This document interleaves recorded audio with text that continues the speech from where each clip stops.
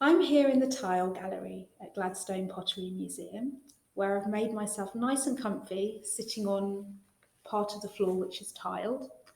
And that's so that I can show you today how to make a simple pot like this called a pinch pot. It's called a pinch pot because we're going to use our fingers and thumbs mostly to do the work of pinching this into shape. These tiles are really old, so before I do any work with the clay, I need to put something down to protect them, which is going to be this piece of wood and this one here. And we're going to start with our piece of clay. There are about 50 grams of clay here, and to start with, we need to make it into a ball shape. And we can do this by squeezing with the palms of our hands. Turn the clay around, give it a little squeeze, turn it round. You can do this by rolling the clay between your hands, if that's easier, or rolling it on the board. I'm going to go back to squeezing. And once we've got our clay into a ball shape, we can start making our pot. We need the clay to sit in the palm of one hand, and traditionally, we'll use the thumb of the other hand to push a hole into the clay. We're going to stop pushing about halfway through, so about here. This bit here will get thinner as we carry on. And once we've got the hole in the middle, like this, we can start making it wider to make it into our pot shape. So we're going to keep our thumb on the inside, our fingers on the outside, give it a gentle squeeze, and then move the pot round. Gentle squeeze, move the clay round. And what we're aiming to get is a nice steady rhythm of a gentle squeeze and a move around. And we should find that the hole in the middle starts to get wider. As we're doing this, our thumb at the bottom will be pushing the base out as well, and that will be making the base of the clay, this bit here, thinner as we carry on. And we're basically going to carry on doing this, gently squeezing and turning the pot round until we have a pot that is as wide as we want it to be in the middle. I'm going to come back to this in a moment. I'm just going to put this on one side. Lots of people start making pinch pots as very young children. And from my experience of working with very young children, this technique of using your thumb to push a hole in the pot and then controlling pinching with your fingers and thumb can be quite tricky. So if you're doing this with a very young child, you might find that they find it easier to start with the clay on a solid surface, on a board, on a table, and they might be able to push in with their thumb. You might find that their instinct is to push in with their finger. And if you're working with a young child and that's what they're happy doing, I wouldn't worry about it too much. I would help them through the bits that are tricky if you want to. And what you'll probably find is that you're doing something that's a compromise between what they find easiest to do and what, as an older person, you'll probably find easiest to do, which is what I'm doing here. So we're going to carry on with the one I started making with and put my beginnings of a pot for a young child to one side.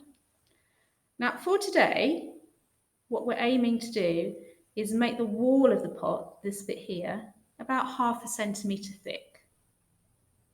And that should give us a pot that's a good size for keeping small things in, like earrings. If you can see little cracks appearing or little rough bits, you can smooth over them. If you think that the clay is starting to dry out a bit, and you can tell this by being aware of how dry it feels, whether there are any tiny cracks appearing, we need to dampen our hands. So for today, I have got a wet sponge and I'm using it to squeeze my hands on to keep them a little bit damp. And then we can smooth over the clay with those damp fingers or damp thumb to smooth out any rough bits.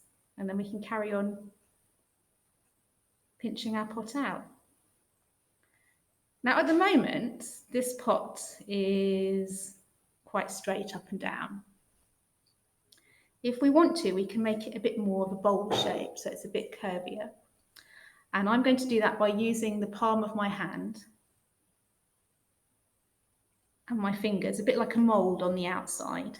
And I'm going to push the clay gently into my fingers on the outside.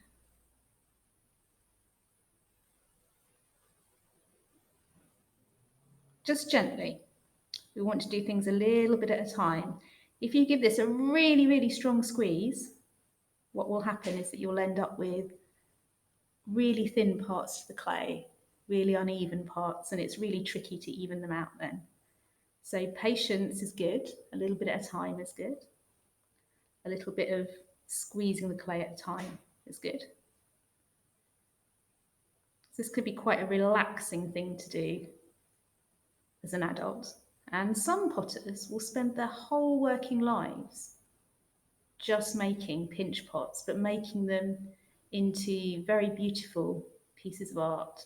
Today we're going for a small pot that should be quite functional when we've finished it. We've got a round base at the bottom that's going to wobble around a bit, so we're going to tap that to make it flat. We can smooth out any dodgy rough bits while we're here. A little tap, make sure it stands up nicely. And then we can carry on refining the shape.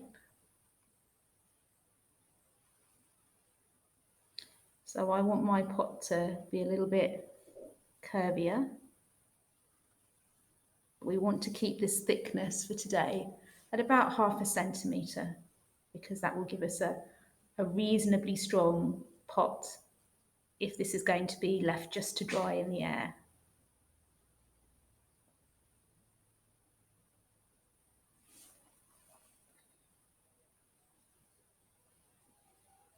You may have noticed that I've switched my hands around, and I suspect this is not a normal thing to do, but it works for me.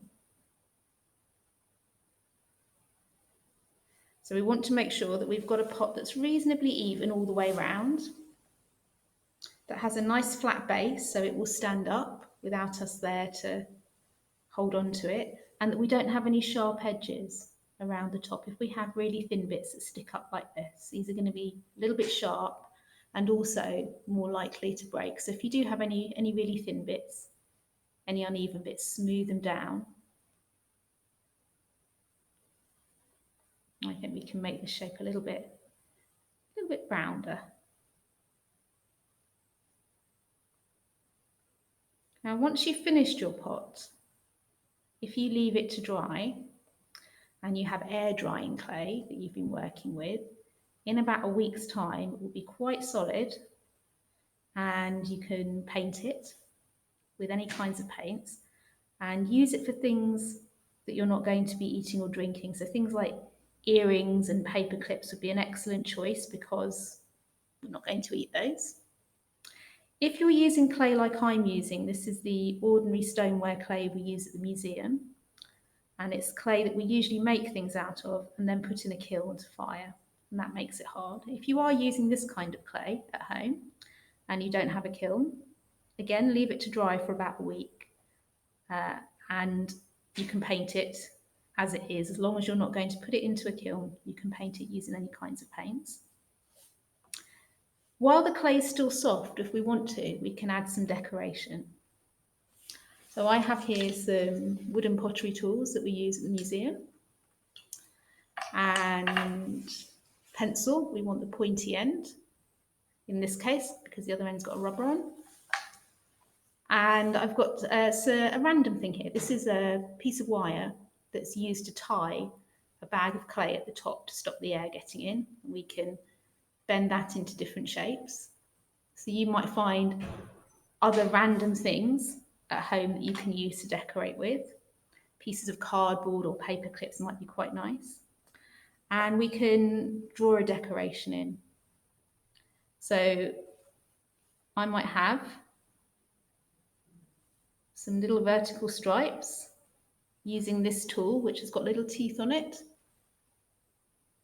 all the way around.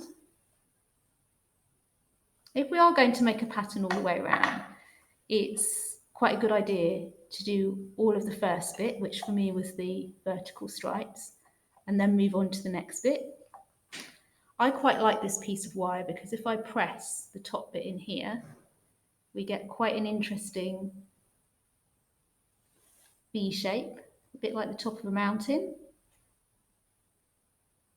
And we could carry on doing this. If you are pressing things in, be a little bit careful. I can tell where I'm holding my pot and pressing that it's starting to move out of shape a little bit. So be very gentle with it. Smooth it back into shape. And pencils, we can use the sides of the pencils and they will give us quite interesting pointy shapes as well. We can use the points of the pencils. We might have some spots that go all the way around. And I've only decorated half of my pot here.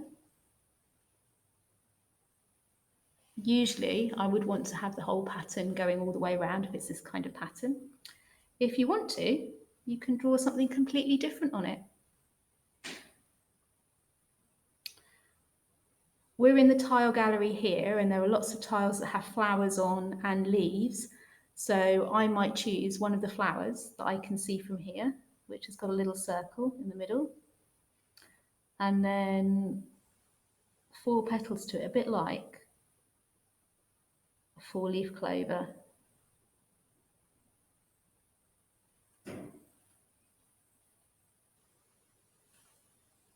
And this bit here, I think, well, I'm not really happy with that bit, and I can just smooth it out